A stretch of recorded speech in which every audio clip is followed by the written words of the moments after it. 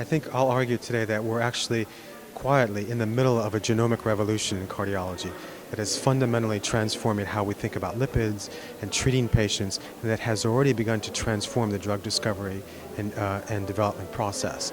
And I think that in very soon, short order, we'll begin to offer genomic prescriptions where we actually use people's genomes to prescribe specific actions to help them more effectively prevent disease as well as treat established disease.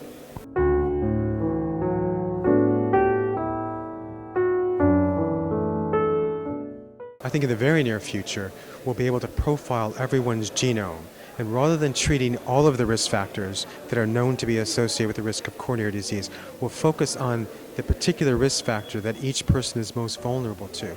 And we'll begin to intensely treat those risk factors beginning much earlier than we do at the moment, as in a strategy to personalize the prevention of cardiovascular disease, but also to eliminate the lifetime risk of coronary events over the long term.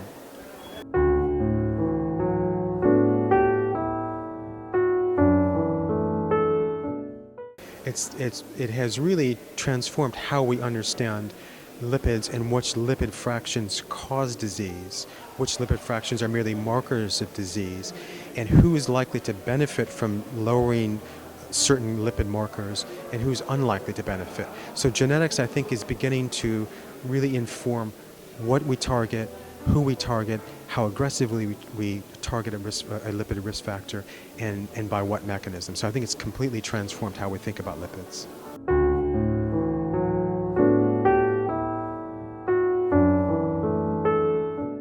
I think it will fundamentally transform it. We'll begin to focus much earlier at intervening because, for example, LDL cholesterol has both a causal and a cumulative effect on the risk of coronary events over one's lifetime.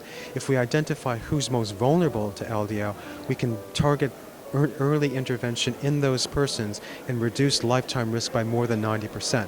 By contrast, there will be other kinds of biomarkers and lipids, for example, Lp(a), that are genetically determined, but very few people have high enough genetically determined levels who would benefit from a therapy to lower Lp(a).